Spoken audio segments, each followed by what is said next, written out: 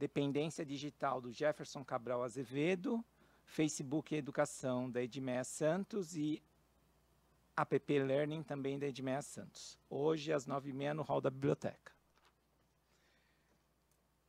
Aí tem que falar no microfone, vamos lá. Hoje a gente vai, essa mesa, ela trata dos cyberimaginários, processos compartilhados no cyberespaço. A gente tem aqui 3 trabalhos, 3 estudos que foram desenvolvidos no âmbito do Grupo de Pesquisa, Comunicação e Criação nas Mídias, da PUC São Paulo, coordenado pela professora doutora Lúcia Leão, a quem eu aproveito em nosso nome, agradeço o convite e a oportunidade de estar aqui. Os estudos desta mesa, eles se fundamentam no método de cartografia dos processos comunicacionais e partilha do imaginário, desenvolvidos pela professora Lúcia Leão, nas teorias do imaginário, nos pensamentos sobre o imaginário do Gilbert Durand e do Michel Maffezoli, nas teorias da complexidade do Edgar Morin e também na materialidade das mídias do Kittler e do Zelinsky. Cada um de nós vai ter 20 minutos para apresentar e o debate fica para o final, após as apresentações. Bom, eu vou começar as apresentações falando sobre imagens arquetípicas sobre democracia e liberdade em webséries. A proposta deste estudo que eu trago para vocês é entender como, no âmbito da cybercultura, as representações ficcionais produzidas no Brasil têm se aproximado de questões relacionadas à democracia e à liberdade. Para fazer isso, eu analiso 2 webséries de sucesso nos últimos anos. 3%, que teve um episódio piloto lançado na web em 2011, dividido em 3 partes, e que depois foi adquirida os direitos pela Netflix e recentemente a série televisiva foi lançada. E Apocalipse, que teve 5 episódios lançados em 2013 e que foi uma websérie bastante premiada naquele ano. Bom, as análises aqui pautam-se por uma abordagem crítica das narrativas, abordagem que tenta superar o que o Gaston Bachelard chama de saber imediato, isto é, as leituras superficiais e que normalmente constituem o senso comum. Na premissa epistemológica colocada por Bachelard, a investigação científica tem que necessariamente ir contra esses saberes imediatos e buscar o que está além da superfície. Eu só queria fazer um pequeno parênteses para falar sobre essa questão da teoria e dos métodos, que vai estar bem presente nos 3 trabalhos, né? Neste caso, a teoria e a metodologia adotadas fazem parte da teoria geral do imaginário, desenvolvida pelo pensador francês Gilbert Durand. Sobre a importância da opção sobre a teoria e o método, é preciso lembrar, como afirma a professora Maria Imaculata Vassallo, da USP, que a ciência não lida com o objeto percebido, mas com o objeto construído. A teoria é que dota de rigor lógico a seleção e a combinação de métodos. Em relação à metodologia, como nos lembra Peirce, sua importância está em desobstruir as vias de investigação dos obstáculos que a investigação encontra. Nesse sentido, o importante não é o que se vê na análise. Então, para afastar essa questão da opinião pessoal do investigador, mas o que se vê com método, pois o investigador pode ver muito e identificar pouco, ou pode ver apenas o que confirma suas concepções, né, seus pontos de vista prévios. No caso desta análise, explora-se uma das hipóteses da teoria de Durand, que é a de que as narrativas são orientadas ou desorientadas por arquétipos e mitos fundadores, que estão permanentemente em circulação nas sociedades ao longo da história. Ao projetar a mesma estrutura do aparelho psíquico estabelecida pela psicanálise para o domínio social, podemos, na perspectiva de Durand, entender essa circulação dos arquétipos e mitos em 3 âmbitos concomitantes: o do inconsciente antropológico, onde residem os arquétipos e mitos fundadores, o do ego societal, onde alguns mitos mostram-se dominantes e orientam as ideologias vigentes, e outros que se contrapõem aos dominantes, alimentando ideologias marginalizadas. E, por fim, no âmbito do superego societal, onde estão as instituições, os meios de comunicação de massa e as pedagogias. Quando usamos essa matriz para compreender as representações construídas nas narrativas, temos que aquilo que aparece no nível consciente, consciente entre aspas, como as ideologias, as éticas e a realpolitik, por exemplo, a política partidária, presente nos personagens e nas cenas são materializações, ou melhor, preenchimentos de imagens arquetípicas, alojadas no inconsciente antropológico social, que emergem sempre sob a pressão do superego societal. Aqui é preciso entender a função essencial que os arquétipos exercem nesse processo representacional e de interpretação do mundo.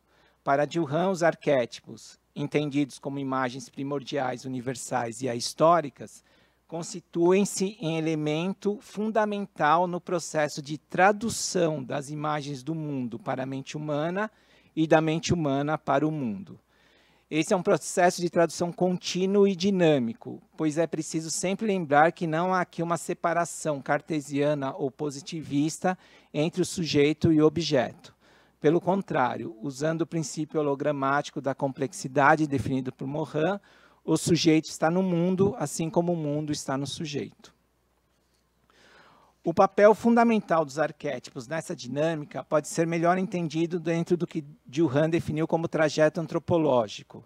A hipótese do trajeto antropológico trata de um processo que mostra a ligação entre as características biológicas e psicológicas do ser humano com o mundo exterior, os mundos natural e cultural. É nesse trajeto de duas vias que se produzem os elementos simbólicos que compõem os imaginários do Homo sapiens. Os arquétipos surgem justamente nessa intersecção entre o biopsicológico e o mundo externo. Quanto à metodologia da análise, utiliza-se aqui a mitocrítica, uma metodologia que parte do levantamento dos temas, motivos, situações e combinatórias de situações, personagens e cenários mais redundantes nas narrativas para identificar os mitemas presentes no discurso de forma patente ou latente. A primeira narrativa aqui analisada é 3%. O episódio da websérie, veiculado em 3 partes em 2011, mostra um processo de seleção em um futuro distópico em que jovens de 20 anos de idade são submetidos a testes e entrevistas, que se assemelham de algum modo aos processos de seleção das empresas atualmente. O objetivo da seleção é possibilitar que os mais bem preparados tenham acesso a uma pretensa vida melhor em um lugar chamado Mar Alto. Apenas 3% dos candidatos são aprovados anualmente e os que não conseguem continuarão pelo resto de suas existências a viver no continente, em condições de vida precárias. O mapeamento mitocrítico desse primeiro episódio na web, aqui eu estou falando só do episódio na web, mostra alguns temas redundantes. A narrativa opera basicamente a partir de oposições. Essas oposições são entre elite e multidão, adultos e adolescentes, opressor e oprimido, honesto e desonesto. Ao levarmos esses temas para a matriz societal, aparece no âmbito do ego, isto é, daquilo que opera no domínio da ideologia, da ética e da realpolitik, como temas dominantes, as questões da ascensão social, do ritual de passagem, da desigualdade e um dilema ético entre uma visão deontológica em oposição a uma ética utilitarista. E a visão deontológica vindo do pensamento kantiano e a ética utilitarista, principalmente do Jeremy Bentham. É interessante notar que os criadores da websérie afirmam que o tema central da narrativa é a questão da meritocracia, que ela faria uma crítica ao sistema meritocrático. Mas será que eles constroem realmente esse sistema meritocrático? Essa é uma das primeiras questões que surgem. Aqui eu queria lembrar uma observação importante sobre as intenções de autores e criadores, né? Humberto Eco afirma: entre a intenção do autor, algo difícil de descobrir e relevante para a interpretação do texto, e a intenção do intérprete, que debasta o texto no sentido de servir aos seus propósitos, existe sempre a intenção do texto, e é nela que devemos nos prender. O Roland Barthes também vai falar que o sentido último de todo o texto cultural não está na intenção do autor, criador, e sim, ele é liberado pelo leitor. Voltando aos 3%, o que encontramos no mapeamento é que os temas que aparecem no consciente societal são preenchimentos basicamente de 3 arquétipos: da ascensão, que se contrapõe à queda, da separação, que se contrapõe à união, e do puro, que se contrapõe ao manchado. Estabelecida essa identificação das imagens mais redundantes e dos arquétipos, Um próximo passo é entender como esses arquétipos operam na narrativa, pois não se trata aqui de saber apenas quais temas estão postos nas representações, mas sim de entender como esses temas são tratados e desenvolvidos. A pergunta central é: quais lógicas, em uma perspectiva biológica, psicológica, social, que é a que Juhan traz, regem as representações construídas pela narrativa? Retorna-se, então, ao trajeto antropológico, pois ele mostra que as ações e representações podem ser construídas a partir de 3 eixos e de suas combinações. Esses 3 eixos são o heróico, o místico e o sintético ou dramático. O eixo heróico constrói representações a partir das lógicas do combate, da separação, da purificação e da hipóstase, né, da exacerbação das dificuldades existenciais. O eixo místico obedece à lógica do repouso, do equilíbrio, da harmonia e da atenuação das dificuldades existenciais. E o eixo sintético ou dramático reúne as 2 lógicas anteriores, reúne repouso e combate, união e separação, enfim, o místico e o heróico. A partir dessas agências lógicas, é possível constatar que o episódio da websérie tem predominantemente uma representação do mundo baseada na lógica da oposição, do combate e da separação, principalmente em função do predomínio de personagens esquizoides. Esse episódio, no entanto, apontava para um dilema promissor entre a visão deontológica e a visão utilitarista. Essa questão desse dilema ele está muito presente em várias produções de sucesso. Por exemplo, o Christopher Nolan é um diretor que usa bastante esse dilema. Então, se a gente vê Interestelar ou a trilogia do Cavaleiro das Trevas, esse dilema está sempre posto e permeia toda a narrativa. Ele nunca é resolvido. Por quê? Porque não há uma solução. É um dilema do ponto de vista ético e filosófico, e normalmente nós transitamos entre essas 2 posturas, a deontológica e a utilitarista, o tempo todo. E o Nolan explora bem isso. Outras séries ou narrativas que fizeram isso com sucesso, tem Lost, por exemplo, que também explora esse dilema ao longo de toda a narrativa. O problema é que 3% mostra isso na websérie, só que quando vai para a série televisiva, isso modifica. E aí eu vou falar rapidamente sobre a série televisiva daqui a pouco. Uma outra coisa também importante na websérie há uma ausência que vai aparecer na série televisiva. Na websérie isso não há, daquilo que o Stuart Hall chama de fantasia colonial sobre a periferia, onde a periferia é sempre retratada como exótica. Perspectiva que acaba, infelizmente, aparecendo na série televisiva quando há aquela carnavalização do continente, né? Carnavalização não no sentido bakhtiniano, num sentido mais empobrecedor. A série televisiva mostra também que a narrativa abandona a tensão do dilema de ontologia versus utilitarismo e assume a posição utilitarista como guia, isto é, passa a defender a ideia de que os fins justificam os meios.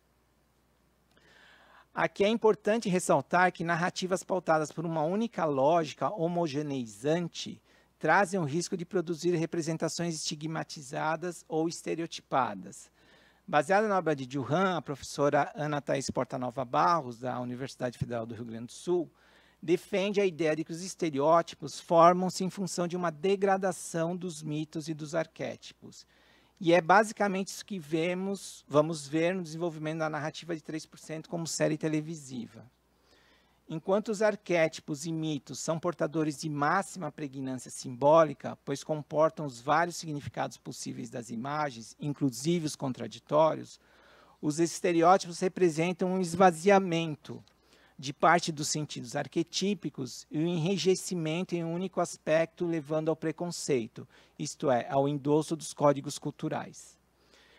No mapeamento da trajetória dos personagens da série televisiva, vemos que 4 dos 5 principais personagens de 3% operam predominantemente dentro de uma única lógica, a heróica.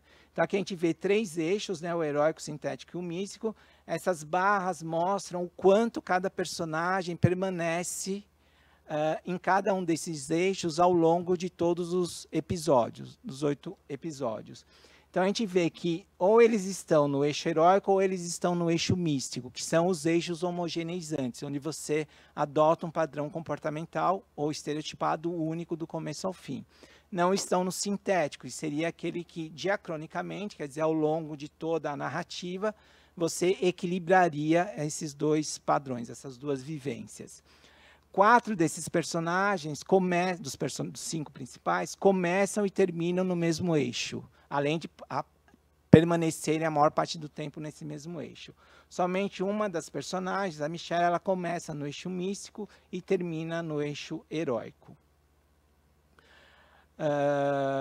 Então, essa é uma análise a partir desses 3 eixos narrativos de representação e ação, tirando da teoria do Juran, que a gente pode usar para tentar entender como que 3%, a série televisiva, porque a gente não tem acesso ao roteiro original da websérie, então eu tive que ir para a série televisiva para entender como isso se passa. Claro que a gente não sabe o quanto houve de modificação entre a websérie e a série televisiva, que nesse processo de criação dos roteiros, várias pessoas se envolvem e podem ter havido grandes modificações. Mas o mais importante é que aquele dilema inicial, que parecia bastante promissor, ele desaparece. E se enrijecem as trajetórias, criando uma perspectiva estereotipada. Bom, vamos agora analisar brevemente a websérie Apocalipse. Lançada em 2013, a narrativa mostra um ataque bioterrorista ao Brasil, dentro de uma lógica de teoria da conspiração, patrocinada por uma corporação multinacional com o objetivo de dominar as reservas de pré-sal do Brasil. É séria a série, tá? Um professor, pesquisador de biomedicina, vai se constituir no principal herói dessa narrativa. Os temas mais redundantes nos 5 episódios são novamente oposições entre terroristas e cidadãos, estrangeiro e brasileiro, e as corporações e os outsiders. E o cientista, numa visão extremamente positivista, é o principal herói da série. É ele quem vai conduzir as pessoas de uma situação de trevas para a luz através do seu conhecimento extremamente especializado, né, em biomedicina. Mais uma vez, vamos ver uma narrativa baseada em oposições redutoras. Os temas da ameaça do bioterrorismo, do poder das corporações e do temor do estrangeiro são preenchimento dos arquétipos do puro em relação ao manchado, do inferior em oposição ao chefe, do herói em oposição ao monstro. Novamente, predomina o eixo da representação da lógica do combate, da separação e da antítese. Mais uma vez, há uma tendência ao enrijecimento das representações e da criação de estereótipos. Neste caso, especificamente em relação ao outro, né, ao estrangeiro, ao alienígena, visto como ameaça. Eu não mostro aqui o mapeamento, porque essa fica totalmente no heróico. Não tem nem aquelas breves oscilações que 3% ainda apresentava. No âmbito da construção da imagem de democracia e liberdade, o que as 2 webséries trazem são representações simplistas, constroem e reforçam estereótipos, são representações baseadas em visões, ora maniqueístas, ora puramente deterministas, sem problematizá-las ou minimamente tensioná-las. Para encerrar, eu queria citar só o Morin, quando ele fala que os fenômenos antropossociais são sempre multidimensionais. Contém sempre a dimensão individual, a dimensão social e a dimensão biológica. Quando se considera apenas os determinismos materiais, constrói-se uma visão histórica mutilada e errônea. Há de se considerar o ator deliberador e a percepção subjetiva de uma situação, assim como a elaboração subjetiva de uma estratégia. O poder não é uma força anônima, é ocupada sempre por atores políticos sociais. Atores, conforme afirma Habermas, capazes de responder autonomamente e não apenas deterministicamente por seus próprios atos. Era isso. Muito obrigado. Agora eu vou passar para a Fernanda Sereta, que fará a sua apresentação. Boa tarde a todos. Bom, meu nome é Fernanda. Eu atualmente sou doutoranda aqui no Programa de Comunicação e Semiótica na PUC. E atualmente, para ser bem sincero, eu estou estudando Sound Design de cinema, de criaturas fantásticas do cinema. Mas aqui, para o evento, eu resgatei alguma parte, pelo menos, da pesquisa que eu fiz no mestrado, que foi relacionada à comicidade, à televisão, também a reality shows. E eu consegui encontrar aí, né, estava pensando em alguns recortes possíveis, que a gente sempre tem, né, essa diversidade de interesses, e achei que poderia trazer algumas reflexões possíveis em relação aí ao fenômeno dos memes. E dos memes também enquanto uma crítica política, um intervalo para reflexão política, né, um fomento, que é uma coisa que eu defendo aqui, e claro, a gente pode problematizar isso tranquilamente. Então, eu trago aqui para vocês, na verdade, uma análise de caso dos memes do Eduardo Cunha, né, e entender um pouquinho de como funcionam os mecanismos de comicidade nesses memes, entender um pouco, né, do repertório necessário para a gente achar graça desses memes e também entender um pouco da questão do afastamento, do repúdio, que acho que é uma conclusão que dá para a gente, né, crescer algumas hipóteses aí em relação a observar esse fenômeno.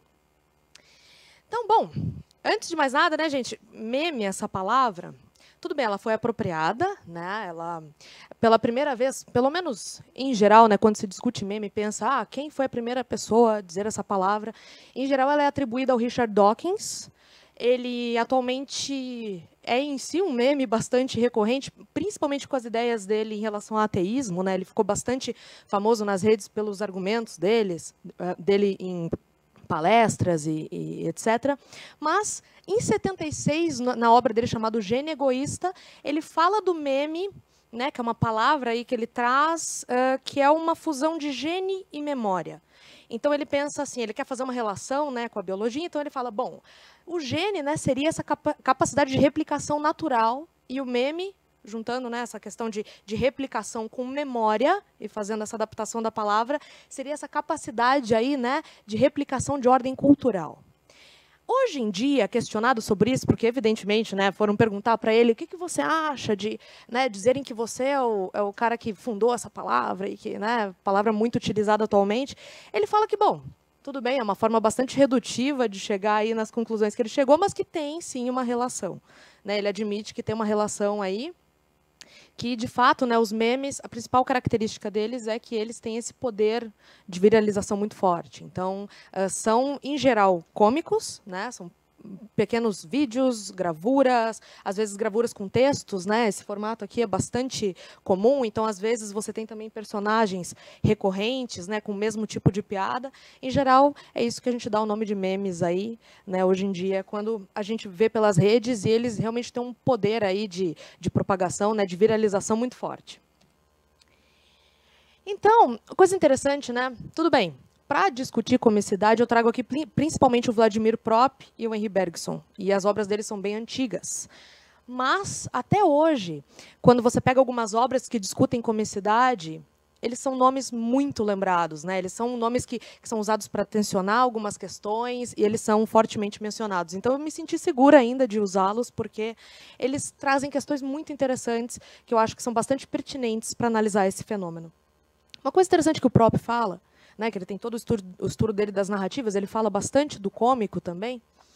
Ele fala, né, dessa questão do específico sentido de humor e cômico que você tem em cada época, né, em cada povo, que às vezes seria incompreensível e inacessível em outras épocas. Então, o meme é uma coisa bem específica nossa agora. Claro que temos similaridades, aí outras formas de discutir política de uma forma cômica, já falo isso para vocês, mas o meme é uma questão bem da nossa época e, né, dialogando bastante com esse contexto em que a gente está, isso também é uma forma que ajuda ele a viralizar bastante, né, um tipo de comunicação aí que as pessoas utilizam que, né, usa códigos aí que estão bem incorporados pelas pessoas nas redes. E isso em diversos idiomas, né, trouxe pelo menos aqui 3 idiomas possíveis, mas você encontra, né, em redes sociais, em N idiomas. Às vezes, né, você tem a importação de determinados memes de um lugar para o outro. Teve aquele meme da Renata Sorrah pensando nos cálculos e tal, e daí fizeram a versão em inglês do meme, e as pessoas questionaram que a Bhaskara estava errada no meme. Tem todas essas discussões, são bem interessantes, né, que criam esses personagens aí. Eu trouxe para vocês, eu fiz uma timeline dos memes do Cunha, que é uma coisa muito semelhante ao que eu encontrei em alguns veículos de comunicação bem famosos, como Folha de São Paulo, Super Interessante, Estadão, todos eles tiveram as versões deles. Eu peguei alguns que eles pegaram, mas também aí tomei a liberdade de fazer minha própria curadoria e trazer alguns outros que eu gostei. Então, né, gente, desde O Eduardo Cunha, bom, acho que, né, ele esteve no olho do furacão dos absurdos políticos aí recentemente, então acho que eu não preciso falar muito sobre ele. Basicamente, ele era um cara que durante algum tempo aí ocupou um dos principais cargos políticos no Brasil, né? Antes mesmo dele virar, de fato, o presidente da Câmara, ele já estava associado com alguns projetos de lei que eram bem polêmicos. E ele já, mesmo que indiretamente, mesmo não sendo essa figura tão conhecida ainda nacionalmente, ele já gerava memes, porque, enfim, né, ele tinha algumas ideias interessantes. Quando ele quis, por exemplo, né, antes de 2015, criminalizar a heterofobia, isso foi um movimento que gerou memes, né, bastante diversos durante a... enfim, nas redes, né, para comentar esse acontecimento. A partir do momento que ele vira presidente da Câmara, a gente tem uma produção um pouco maior. Você tem, por exemplo, né, aquele projeto de lei que ele era um dos principais, que queria construir, por exemplo, o que o pessoal chamou de Parla Shopping, né, que seria um anexo bilionário ao lado lá da Câmara, e custaria, de fato, mais de 1 bilhão, e era um anexo maravilhoso, com estacionamento e tudo mais, espaço para lojas. Então, esse negócio de espaço para lojas, né, esse é um lugar super bonito, as pessoas já começaram a chamar de Parla Shopping, Cunha Shopping, e aqui temos, por exemplo, né, o Cunha na frente aí do Cunha Shopping, como se fosse um shopping mesmo. Tem também, né, uma relação do Cunha, por exemplo, ali com o Dr. Evil, porque ele, até então ele era, né, parceiro do governo que estava na época, né, do governo federal, e ele rompeu, eles tiveram lá suas divergências, então já fizeram uma relação dele com o Dr. Evil, do Austin Powers. Você tem também, por exemplo, alguns projetos de lei dele que queriam instituir que a família era apenas homem, mulher e respectivos filhos. Então, as pessoas também, né, criaram muitos memes nessa época, né, falando, por exemplo, aí do Timão e Pumba, falando eles criaram Simba, como assim, só homens e mulheres, né, fazendo várias relações possíveis. Também a questão da pílula do dia seguinte, ele é um atrás do outro, né? A questão da pílula do dia seguinte, por exemplo, né, usando a Bela Gil aqui, ela que já virou um meme, sempre com esse mesmo frame, né, que é uma característica dos memes. Usar figuras repetidas, às vezes, para trazer frases parecidas e só, né, fazer algumas trocas para comentar alguns feitos. Então, pode substituir Eduardo Cunha pela pílula do dia seguinte. Quando, né, começaram a descobrir as contas na Suíça, a questão das propinas e tudo mais, o pessoal já brincando, né, não manda nudes, manda propina. Você tem também aí, no final de 2015, quando fica bem claro como ele consegue manejar bastante os deputados, as votações, já fazendo essa relação com House of Cards também, que é aquela série do Netflix que, né, fala de toda a movimentação política, e, né, enfim, já colocam ele aí como uma possível capa do House of Cards. Quando a Polícia Federal também, no final de 2015, bate na porta dele, eles brincaram bastante com essa situação, né? Então, bom dia para você que acordou com o PF na porta. Então, você abre as redes sociais e logo de manhã já tem esses memes aí, né? E como eles debatem coisas bem específicas ali, bem, né, daquele momento mesmo, isso já tem um potencial para viralização aí bem forte. Aí, continuando rapidamente, temos aí, né, teve uma frase do Feliciano em abril de 2016, que ele falou, né, que o Eduardo Cunha, nessa época, já estava articulando impeachment, e daí ele falou, se o Eduardo Cunha é um malvado, ele é o meu malvado favorito. Então, claro, né, já fizeram a montagem dele como meu malvado favorito. Na votação do impeachment, né, além dos vários memes, por causa dos discursos lá que a gente ouviu, um dos deputados do PSOL chamou o Eduardo Cunha de gangster, aí, claro, né, ele já virou um gangster. Mais ou menos na mesma época, a Cláudia Cruz também entrou nos holofotes, principalmente porque, né, ela tem feições aí bastante particulares, então as pessoas, né, começaram a falar e tal, e enfatizar bastante, algumas pessoas falando que era um pedido de socorro dela, várias versões possíveis, porque ele tinha sido afastado até então, e daí foi aquela sequência, né? Ele pediu a renúncia, daí ele chorou no discurso de renúncia dele, e isso claramente, né, gerou aí vários, até trouxe 3, porque o pessoal brincando que ia ganhar um Oscar. Depois, né, uma foto das dunas, com ninguém na foto, falando que é uma foto inédita da multidão que se entristece com a renúncia do Cunha, porque ele é meio que né, pegou esse status aí de um inimigo nacional, né? E o meu favorito que é esse Cries in Corrupto Language, que seria meio que uma legenda, né? E eles fazem essa apropriação, é muito interessante. Aí depois ele vira réu, né, falando, minha hora chegou, e depois ele vai preso em dezembro, 2015, perdão, 2016, e já colocam ele ali dentro da Brasília, né, Cunha preso em Brasília, e falam também da impressora preparada para a delação do Cunha, porque ele já tinha soltado algumas declarações na época falando, se eu falar em todo mundo que está envolvido, eu levo todo mundo junto. Então, o pessoal, né, estava ansioso aí por essa delação. Então, são vários memes, dá para realmente construir a história recente dele facilmente, com essas manifestações que são a produção descentralizada, né, as pessoas... Você tem vários produtores aí que ficam sempre atentos ao que está acontecendo para produzir esse conteúdo, porque elas já têm até uma consciência desse poder viralizante, e isso já ajuda vários canais de humor que você tem na internet. Você tem algo semelhante a umas figuras totêmicas, né, de conteúdo de humor, assim. Então, você tem o Não Salvo, o Kibiloco, eles sempre estão ali, né, apostos para tudo que acontecer, eles terem algum comentário, alguma coisa, porque isso ajuda também eles a crescerem suas marcas, né? Mas mesmo pessoas pouco mais desconhecidas, assim, em redes sociais também são produtores em potencial desse conteúdo. Política, né, sendo criticada e, enfim, tendo comicidade em relação à política, né, como uma forma de despertar reflexão, como uma forma de talvez rir para não chorar, enfim, tem várias perspectivas possíveis.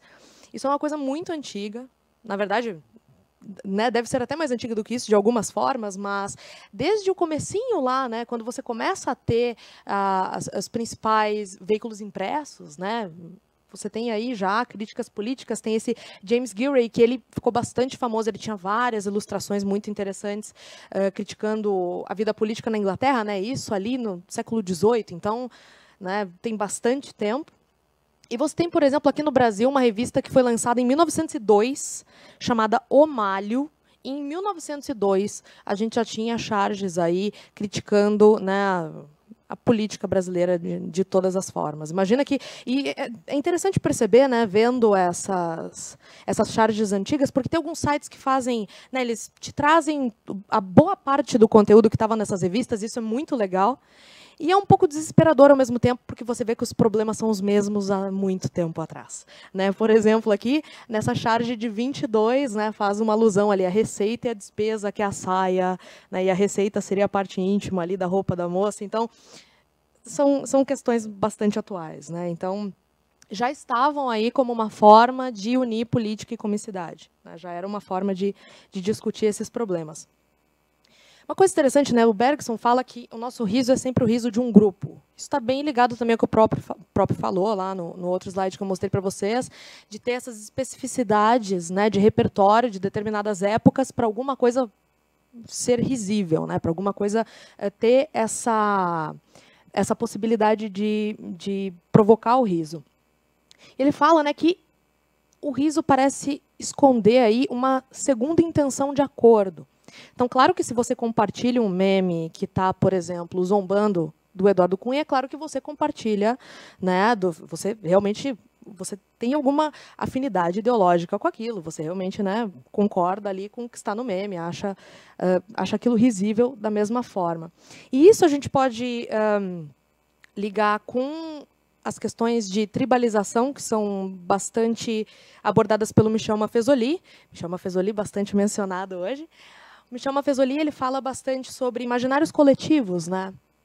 E, de fato, tem uma coisa muito interessante que ele fala que a gente pode relacionar com esse fenômeno dos memes, é que quando você...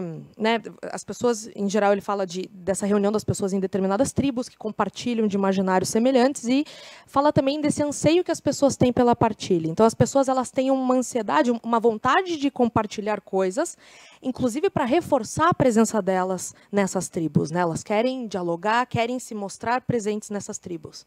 Então, dessa forma, a gente pode, né, relacionar tanto que o Bergson fala aqui de intenção de acordo, né, e o riso de um grupo com essa vontade, né, com isso que as redes possibilitam em grande escala, né, da gente encontrar essa tribo que tem um imaginário coletivo semelhante ao nosso e sempre reforçar a nossa participação ali.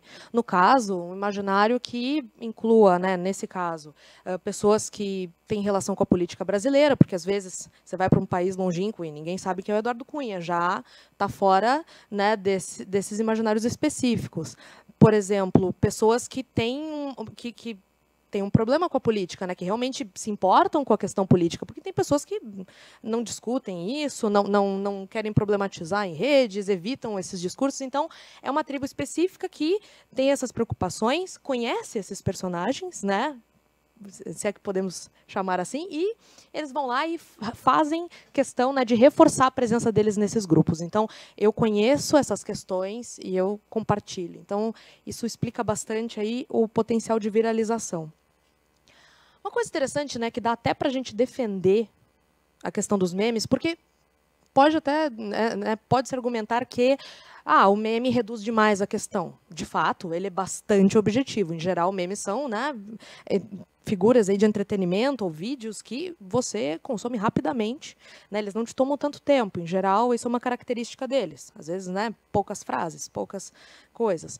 Mas daria para defendê-los pensando que, às vezes, eles são até uma forma de um fomento para a pessoa buscar a origem daquele meme. Quando você entra nas redes e você vê que algum político, no caso, né, sendo o recorte aqui da pesquisa, tem um meme sobre ele, discute alguma questão sobre ele, às vezes é uma forma, né, um gatilho para a pessoa ir lá e se informar e entender o que aconteceu, qual foi aquele acontecimento político que gerou aquele meme. Então, por mais que ele reduza, de certa forma, ele promove a reflexão, porque, né, esse é um poder interessante do riso. O próprio até fala, né, que o riso mais valorizado, o riso mais interessante é esse riso, né, que provoca essa reflexão. Eu gosto bastante do riso de entretenimento, por entretenimento, mesmo não tenho nada contra ele, eu não diria que um é necessariamente superior ao outro, mas é interessante porque promove uma reflexão de assuntos importantes, né, e, às vezes, é uma via de chegar em pessoas que talvez não fossem conquistadas ali pelos discursos tão sérios, né,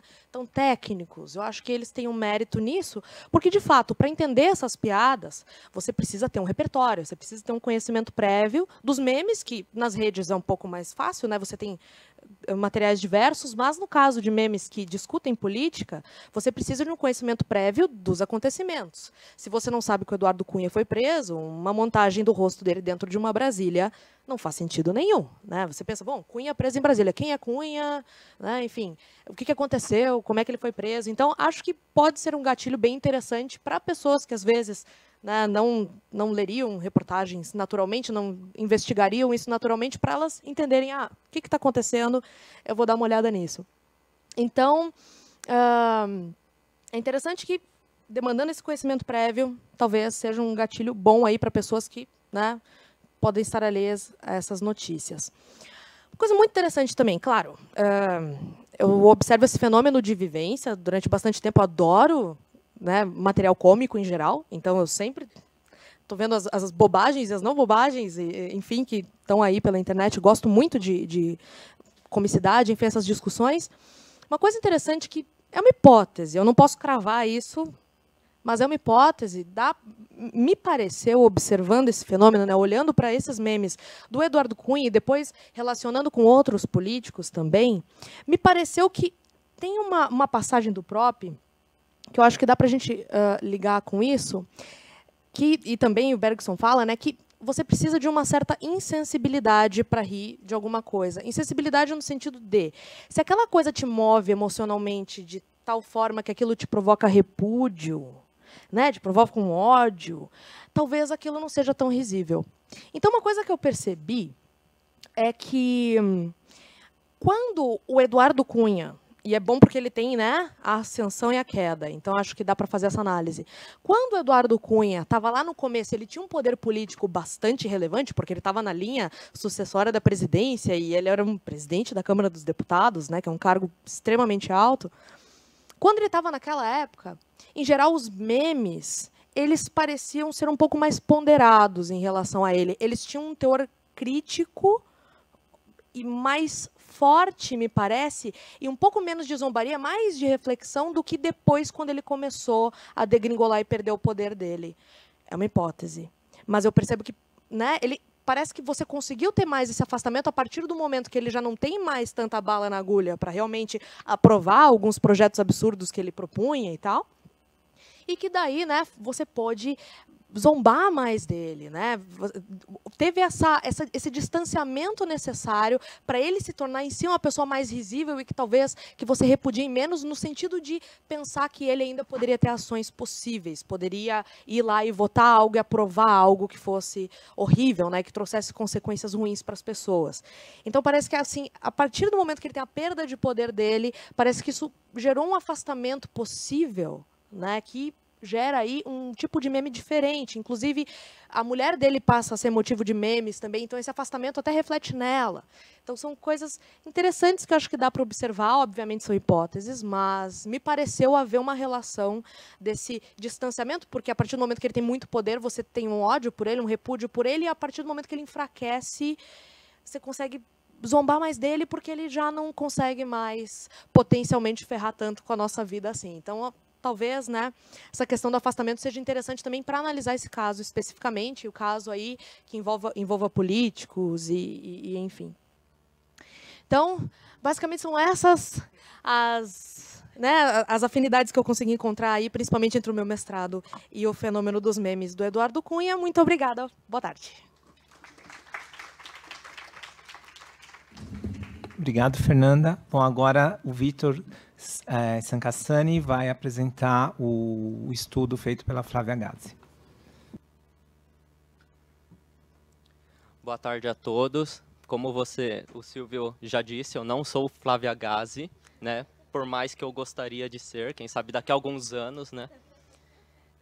Mas por motivos pessoais ela não pôde comparecer e eu vou apresentar a tese que ela defendeu ontem no doutorado dela, que é intitulada Mapas do Imaginário, compartilhado na experiência do jogar o videogame como agenciador de devaneios poéticos. Então, primeiro, para falar de videogame, a gente tem que falar, não só de videogame, mas de qualquer narrativa, a gente tem que falar de imersão. Porque imersão é a primeira imagem que vem na cabeça é de submersão, da gente estar dentro da água envolto em algo. E é nesse ato de imergir que a gente expande a realidade, pegando as experiências que nós temos e unindo aquilo que ao imaginário do jogo. Então, nós compartilhamos imaginários entre a narrativa e a experiência pessoal. E com isso, a gente deseja atuar naquele mundo. A gente se identifica com o protagonista e a gente tem um desejo de protagonização. Quem conhece RPG de mesa, por exemplo, vai saber que isso é muito evidente, né? Porque você cria ficha de personagem, você atua naquele mundo, você cria o mundo e você passa a vivenciar aquele mundo.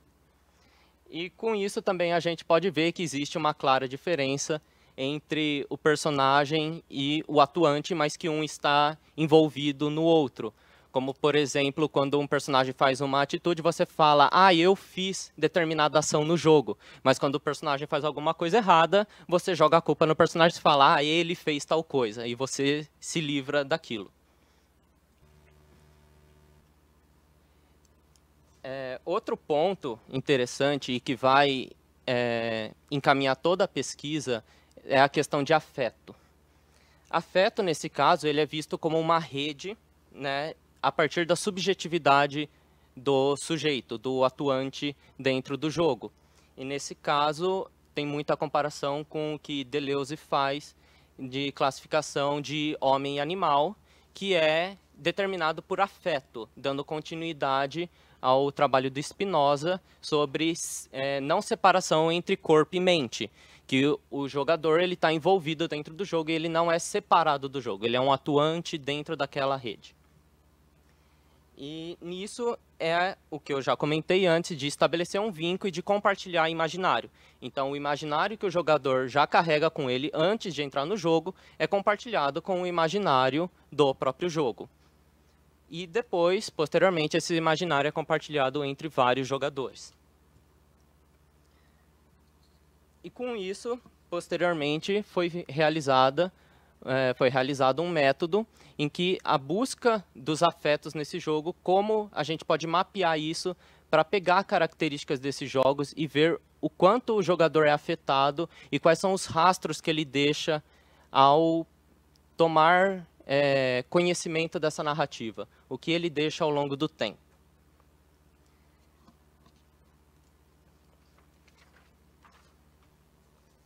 Então, para esse processo acontecer, primeiro se tem um mergulho, que seria a entrada no jogo, que é um processo de escolha, de aceitamento, porque você escolhe a narrativa que você quer entrar. Então você mergulha nessa narrativa com o desejo de protagonizar aquilo que o Bachelard vai chamar de um convite à vida e morte, porque você sai da sua vida cotidiana, você entra numa nova vida, e quando você abandona aquele mundo, é como se fosse uma morte, e você retorna à sua vida.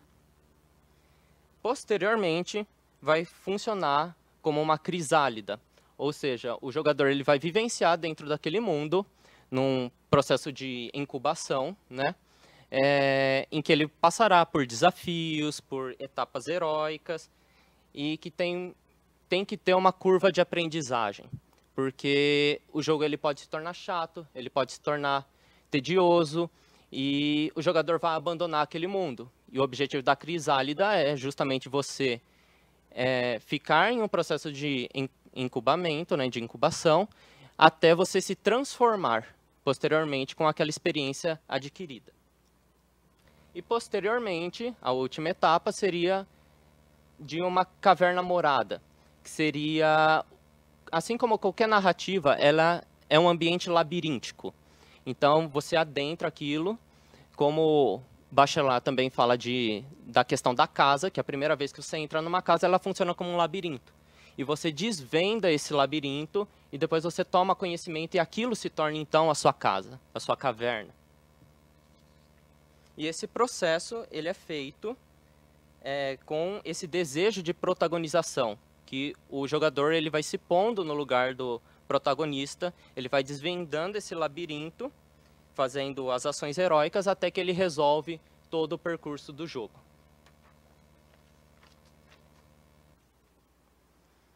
Então, é nessa dinâmica que alguns jogos andam atualmente, que é fazer múltiplas escolhas. Ele não te dá um caminho de uma narrativa linear, mas de multilinear, e que vão ter escolhas que são fáceis, como, por exemplo, determinar quem eu sou dentro do jogo, e escolhas difíceis, que são escolhas mais de níveis morais e éticos, né, que vão determinar se um personagem vai morrer durante a história, se você vai avançar, que são mais dilemas. Assim, o jogo pronto, ele permanece como um ponto possível, porque por ele ser multilinear, a sua escolha ela é só a determinação de um caminho, né, dentro de uma variedade de possibilidades. E é no ato de jogar ou criar nessa dinâmica que o jogo se transforma em um objeto poético, porque você utiliza do seu imaginário para criar essa narrativa, porque você influencia. Cada pessoa vai ter uma interpretação daquele jogo dentro do imaginário pessoal dela, certo? Que não é somente o imaginário do jogo. O jogo tem um imaginário fixo, mas você tem o seu imaginário que você carrega e que você atua dentro daquele jogo, e com isso você adquire mais experiência e cria um novo imaginário. E com isso tem falando em essa questão de deixar rastros, tem duas imagens mitológicas muito presentes, que podem se relacionar bastante com isso, que é a musa da história, Clio, que significa celebrar em grego, que ela anuncia, ela tem uma trombeta e um livro, e às vezes aparece com uma clepsidra, que ela justamente anuncia a vitória. Ela só marca no livro dela e só anuncia os vitoriosos ao longo da história, que é justamente o que a gente tem de história diacrônica, né? Só os eventos memoráveis são lembrados.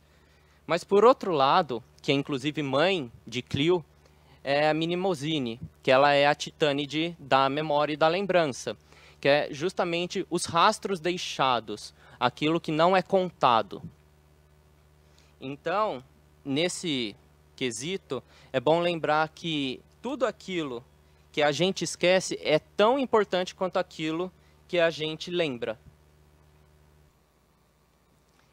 Também nessa questão de compartilhamento de imaginário, nós temos que pensar que o jogador ele age como um demiurgo dentro do jogo. Ele cria o imaginário dentro do jogo. Então, é justamente nessa inter-relação entre os dois, nessas relações entre corpos, estados, potências e imagens, que vai se dar esse processo de protagonização entre compartilhamentos de imaginário.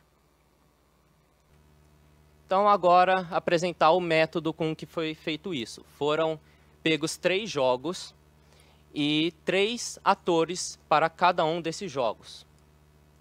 E primeiro foi feito um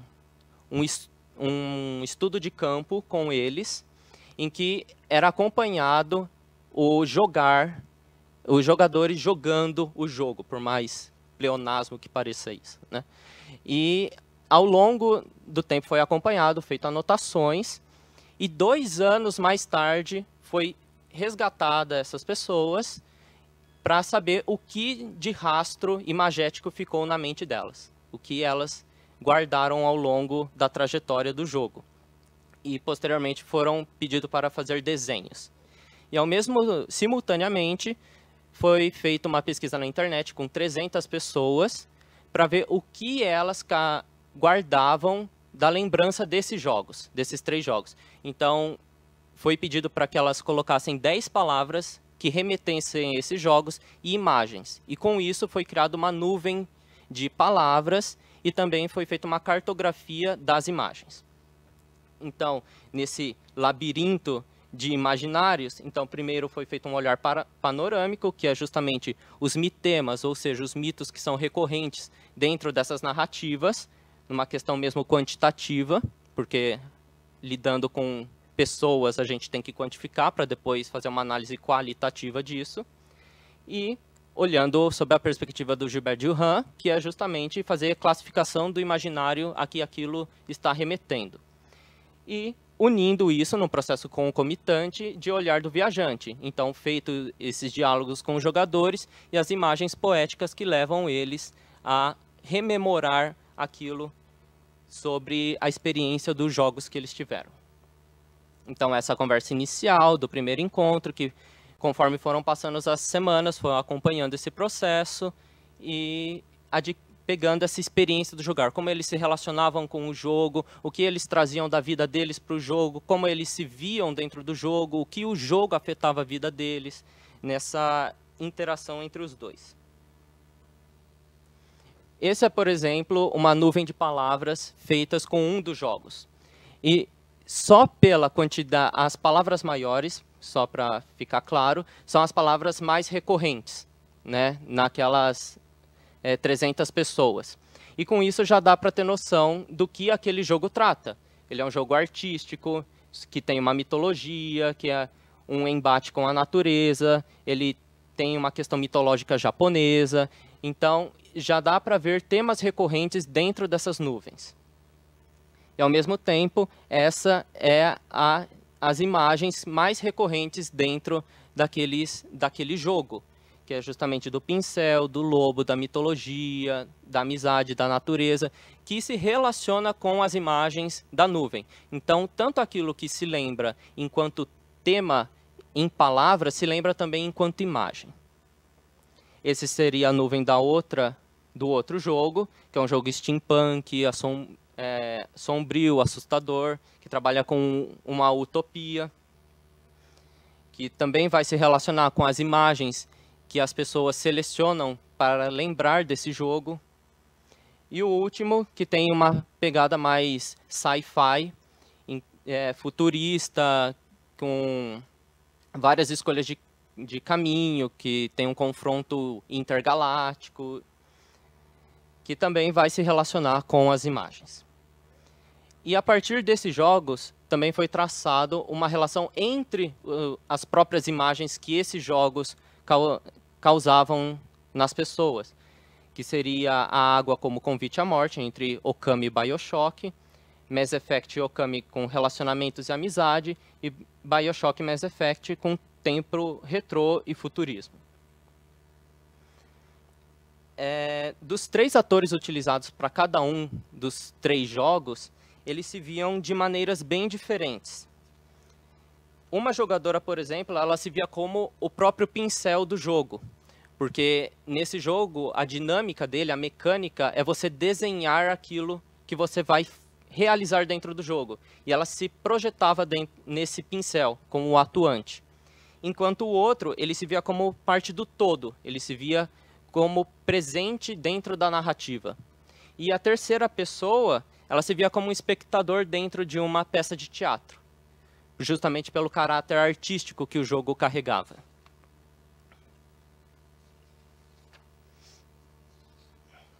No outro jogo, no BioShock, como tem uma questão muito mais de dilemas morais e éticos, as pessoas, e a narrativa ser também bastante curta em relação à primeira, as pessoas elas se identificavam muito com o final do jogo, com as escolhas que elas fizeram que levaram àquele final. Então, nesse jogo você decide se você vai salvar umas garotas que aparecem ao longo do jogo ou se você vai matá-las. E esses 3 jogadores, cada um viu de uma maneira diferente isso. Ele se sentiu ameaçado, então ele matou todas as meninas. Porque as meninas elas são acompanhadas de um guerreiro que vai te atacar se você está na presença dele. Então ele, como se sentiu ameaçado, ele decidiu matar tudo. Um outro jogador já viu um ponto de vista maternal. Ele viu o monstro como uma ameaça e a menina como sendo uma vítima. Então ele protegeu as meninas. Enquanto o outro ele se sentiu como se ele fosse uma falha dentro do jogo. Porque ele sentiu que ele abandonou as meninas, porque ele se relacionou tanto com elas durante o jogo, que no final, quando elas partem, ele sente que ele falhou no objetivo. E no último jogo, por questões bastante éticas ou morais, que vão levar a inúmeros sinais, é bem parecido com o anterior. Apesar da narrativa ser mais longa e densa, os jogadores também partem da mesma premissa que a anterior.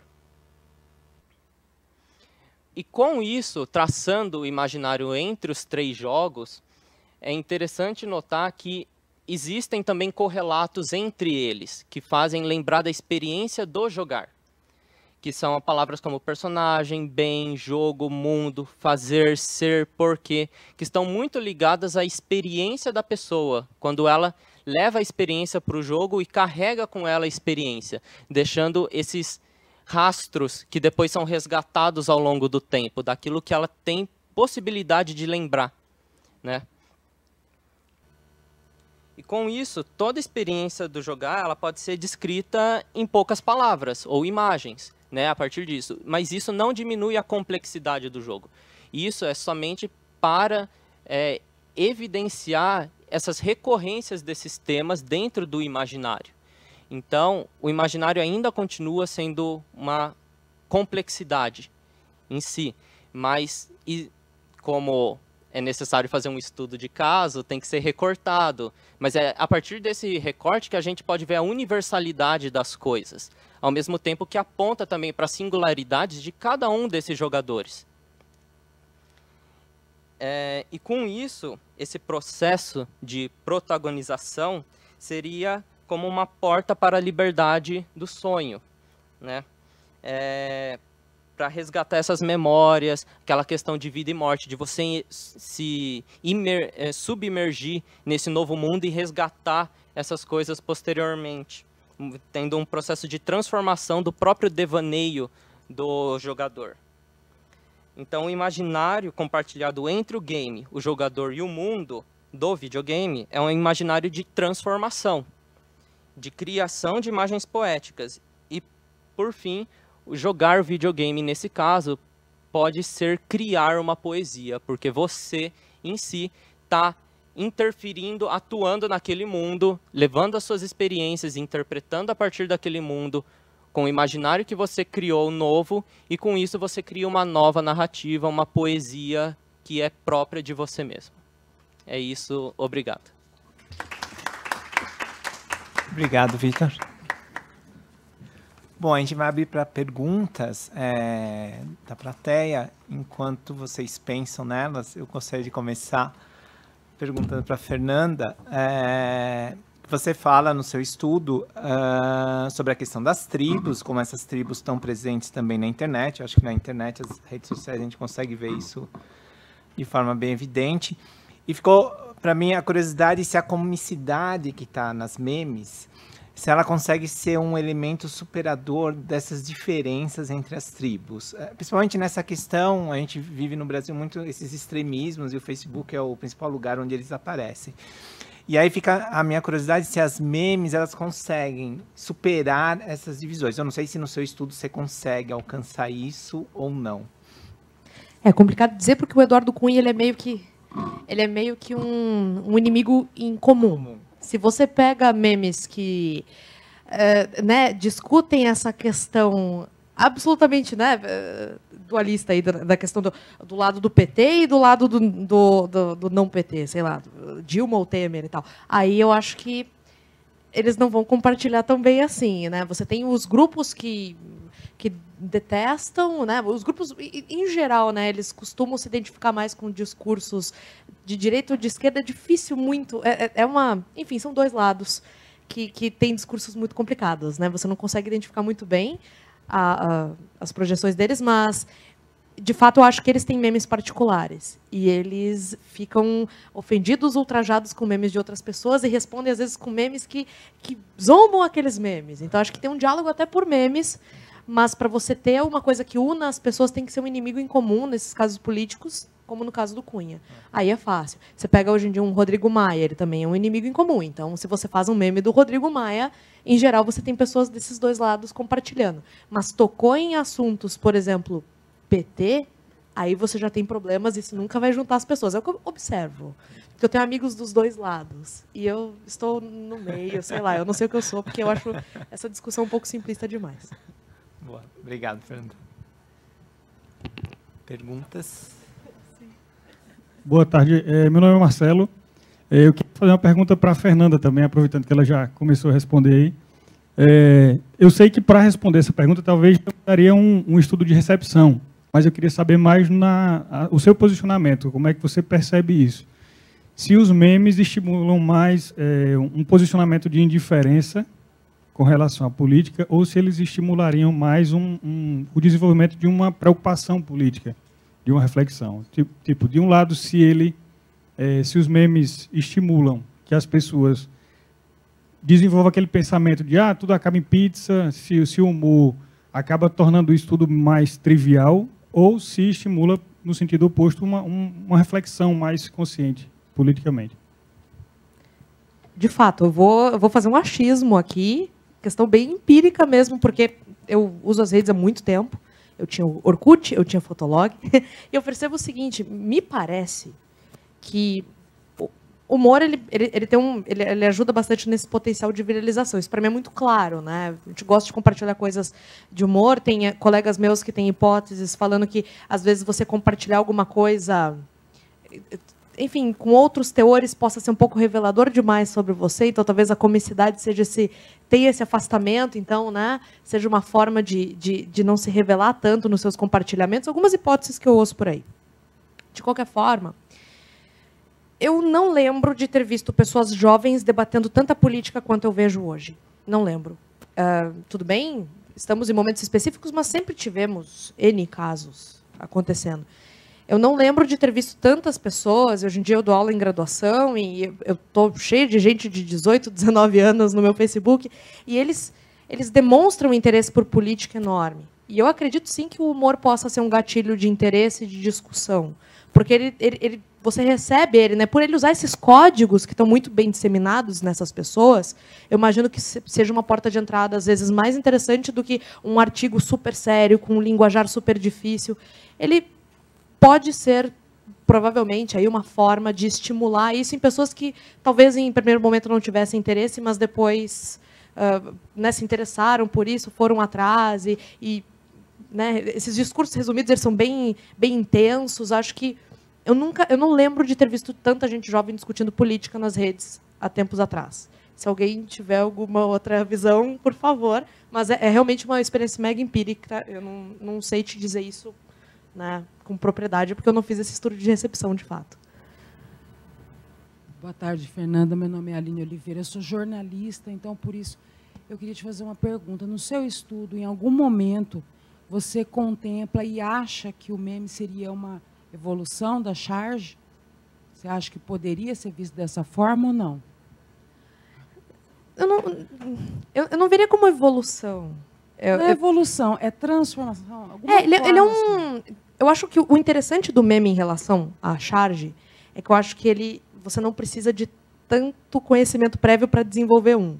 É muito fácil fazer um meme e é difícil fazer uma charge, né? Você tem que ter alguns talentos que, em geral, eu não sei desenhar nada. Eu nunca conseguiria fazer uma charge bacana, né? A não ser que... Ela não teria muito apelo. Eu faria bonequinhos de palito, ninguém ia diferenciar na minha charge o Cunha de qualquer outro cara. Então, ia ter esses problemas. Eu acho que o meme ele é interessante por isso. Qualquer pessoa, né? Tem vários sites de geradores de meme, então você consegue descentralizar essa produção e ela não demanda um conhecimento técnico prévio como demandaria uma charge. Acho que isso poderia ser uma possível evolução no sentido de ser mais democrático e mais interessante para poder dar voz para algumas críticas políticas latentes aí.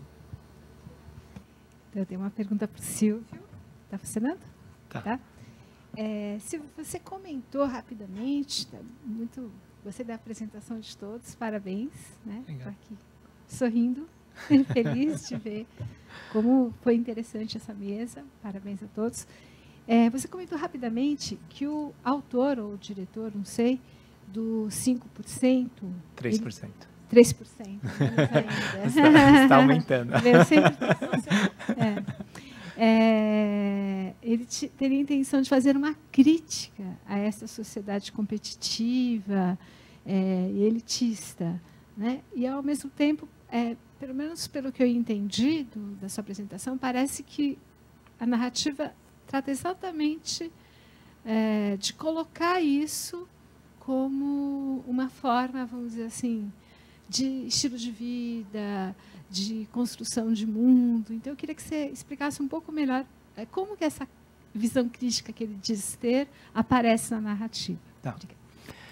Na verdade, tem entrevistas dos criadores, né? São 3 ex-estudantes da ECA e um roteirista que veio de fora, o Pedro Aguilera, e o diretor-geral da série televisiva, o César Charlone, onde eles colocam que, desde da origem, a ideia é fazer uma crítica à meritocracia, ao sistema meritocrático.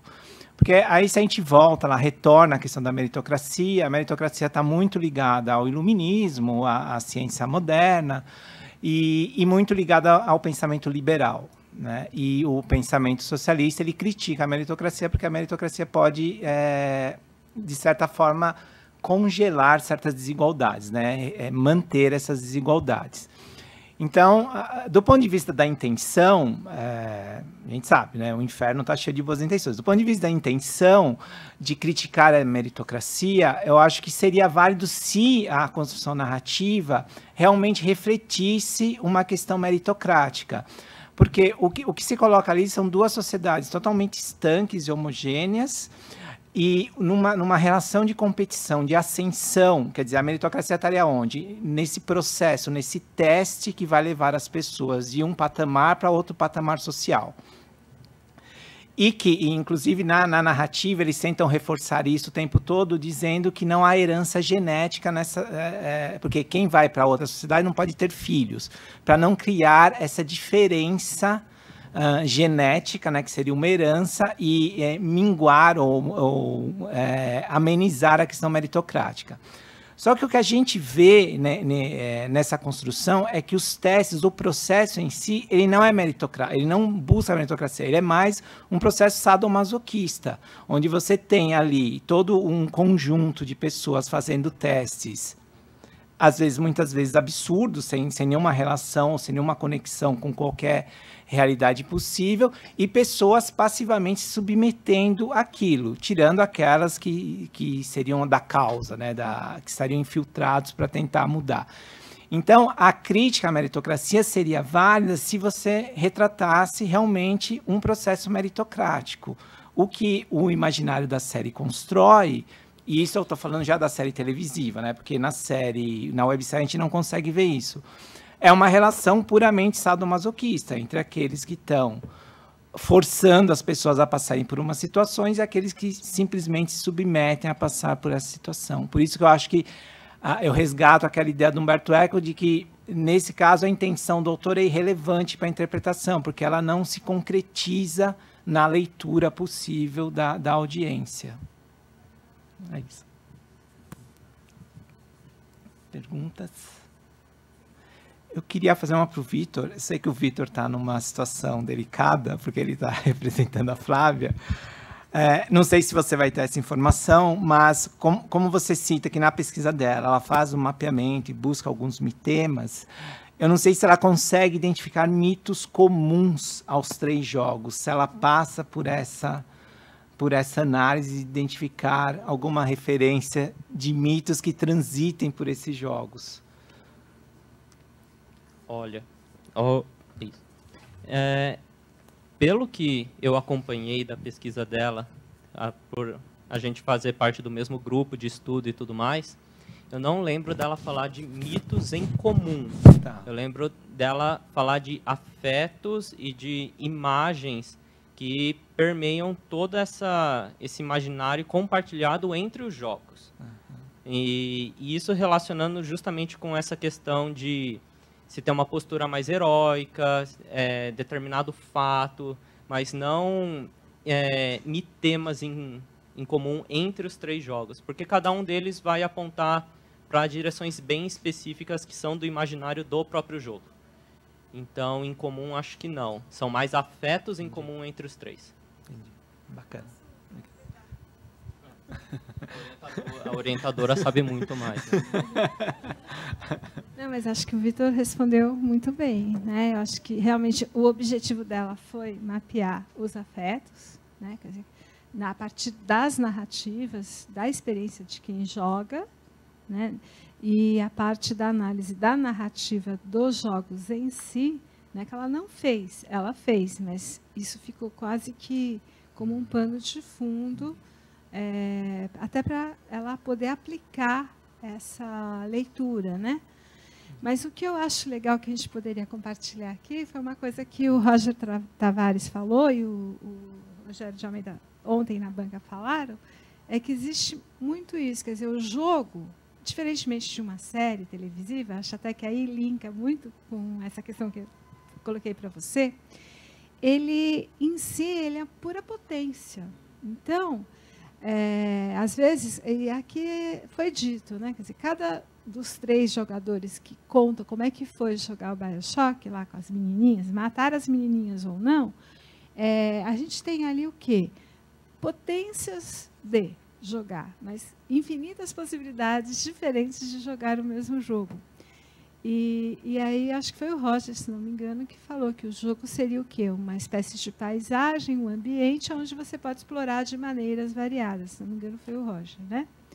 No sentido de ser quase um playground, com várias possibilidades. E, a partir das diferenças ludológicas, ou seja, como é que funciona aquele mecanismo interativo do jogo, você vai construindo narrativas.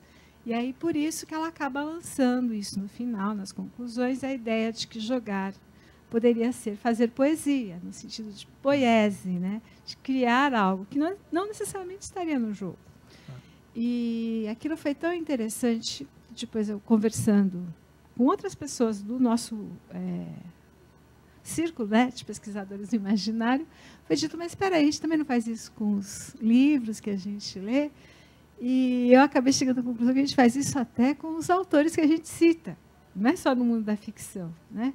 Fazer pesquisa também tem esse lado poético, né?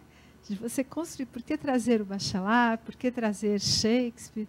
Então, assim, cada um de nós, nessas escolhas, acaba também construindo os seus mapas de imaginário.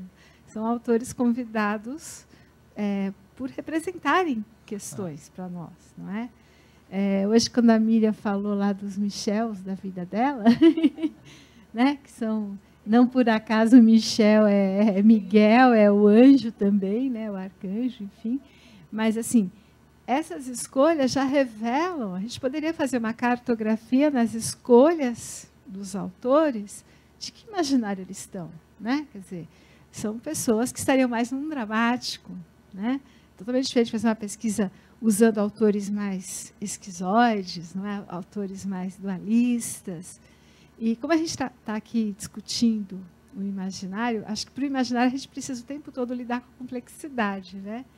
Então, eu acho que essa pergunta foi muito boa. Quer dizer, nessa complexidade que está lá, presente como potência do jogo, várias coisas seriam possíveis, né? Inclusive, eu quero dar esse depoimento. Eu tenho um aluno que foi me orientando, há um tempo atrás, que ele tinha um desafio, uma pessoa realmente, um artista, um jogador artista, entendeu? Muito legal. Que era jogar jogos violentos sem ser violento. Então, vocês imaginam a loucura que era isso, né? E ele, outro dia ele me mandou uma mensagem que ele conseguiu jogar, é o Counter-Strike, que é super violento, né?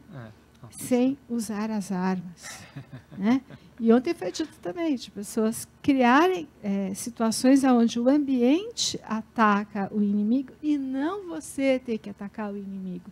Então, imagina a quantidade de possibilidades de interação e como cada um de nós vai ler o que quiser em cada um desses jogos, né? Então, é uma questão mesmo de olhar, de perspectiva, de escolha de perspectiva e não que está lá dada, né?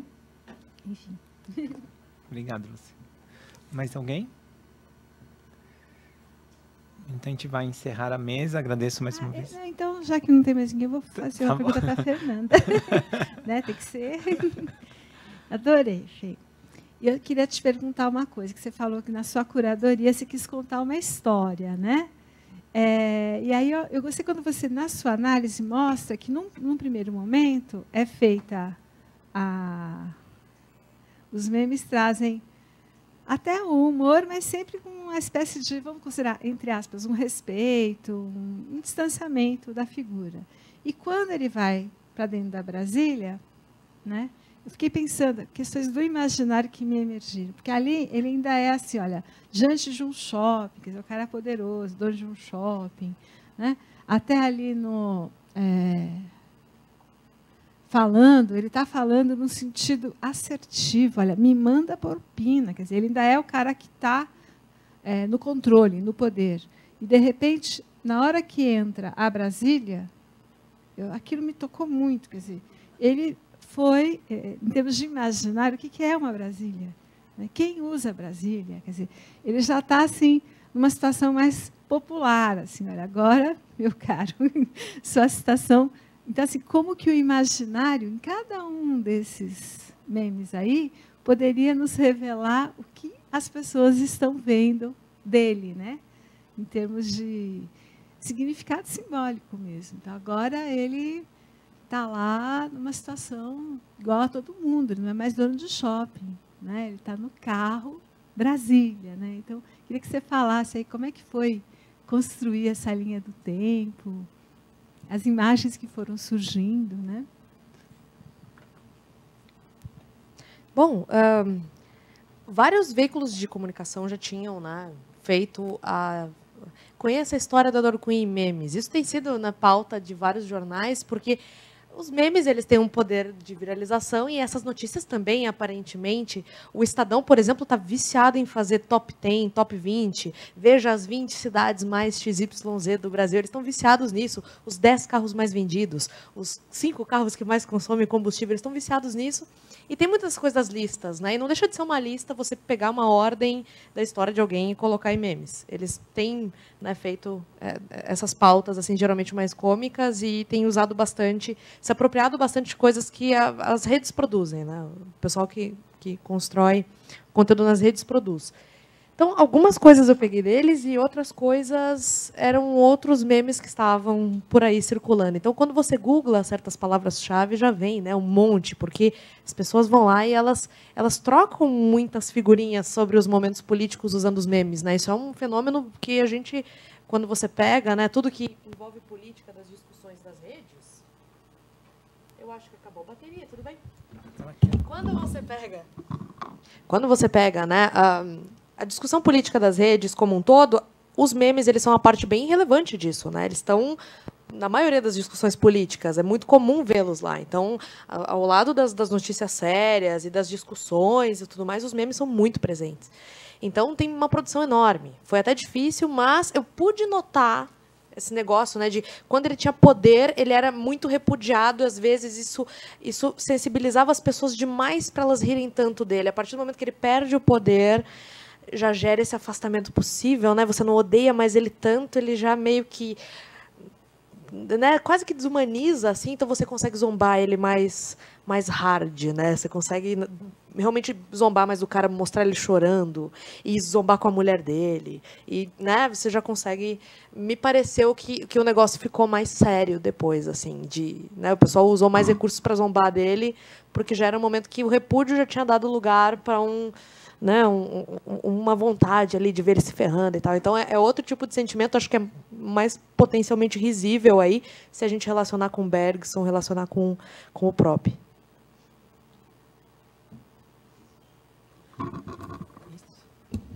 Mais alguma pergunta? Bom, então a gente vai encerrar. Queria agradecer a presença de todos. Muito obrigado.